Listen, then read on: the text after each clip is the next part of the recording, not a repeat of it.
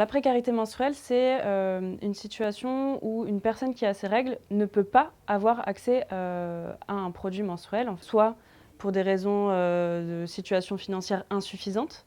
Elle provient d'une insuffisance d'éducation à la santé sexuelle. Elle provient aussi du fait du tabou qui pèse encore sur les règles. Qui peut être concerné par la précarité menstruelle? Ça va être des femmes, des personnes non binaires, des personnes trans, des étudiantes par exemple, des femmes en situation de rue, des femmes qui habitent en bidonville, donc mal logement, mal abri, des jeunes en dynamique de réinsertion, des personnes qui n'ont pas accès à l'emploi. Toutes les femmes n'ont pas forcément les moyens de se procurer des protections hygiéniques autant de fois qu'elles en ont besoin.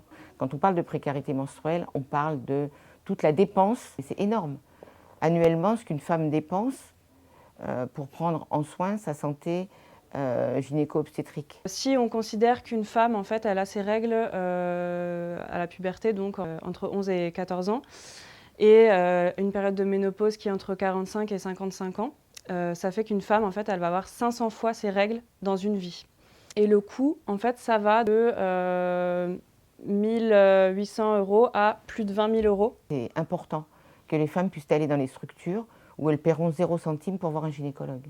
Alors, les conséquences de la précarité menstruelle, elles sont multiples pour les personnes qui sont touchées.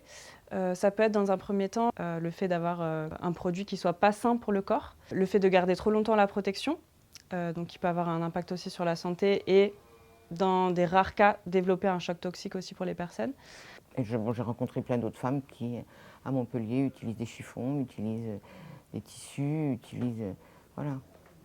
C'est pas acceptable dans nos pays développés. Une dame me tend la main, elle dit non mais c'est simplement, j'en ai marre de mettre du journal, est-ce que vous n'avez pas une serviette périodique?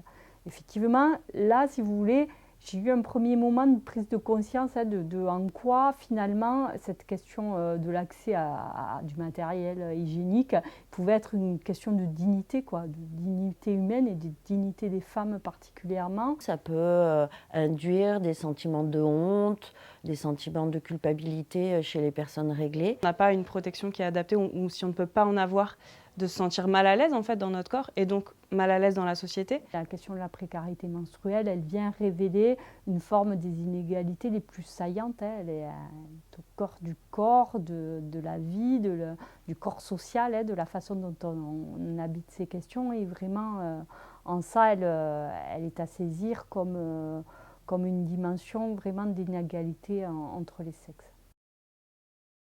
Le projet est composé de 3 volets. Un premier volet d'accès gratuit et de proximité à des produits menstruels. Donc, ces distributions se font avec le soutien logistique du Secours populaire. Donc elles peuvent déjà se fournir, demander des serviettes hygiéniques qui sont distribuées gratuitement dans nos structures.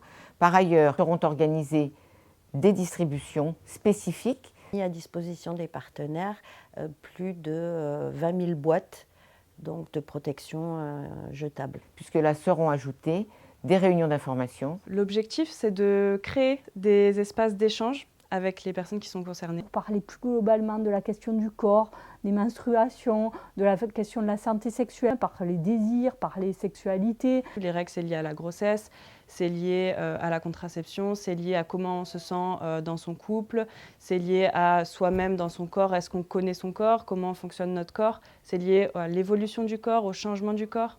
En fait, les règles, c'est une petite porte pour aussi ouvrir d'autres portes sur tous les sujets de la santé sexuelle et reproductive. Le fait d'avoir des espaces qui soient dédiés pour en parler, ça permet de casser le tabou, ça permet aux personnes de se saisir de ces questions-là et de construire les réflexions, d'avoir accès à l'information et finalement d'avoir accès aux droits. L'idée, c'est vraiment de faire progresser le droit des femmes. Un des objectifs indirects aussi du projet, c'est d'intégrer une dimension durable et écologique. Il nous paraissait intéressant que ce soit des serviettes jetables dites bio, mais également l'absence en fait de produits qui peuvent être toxiques pour les femmes.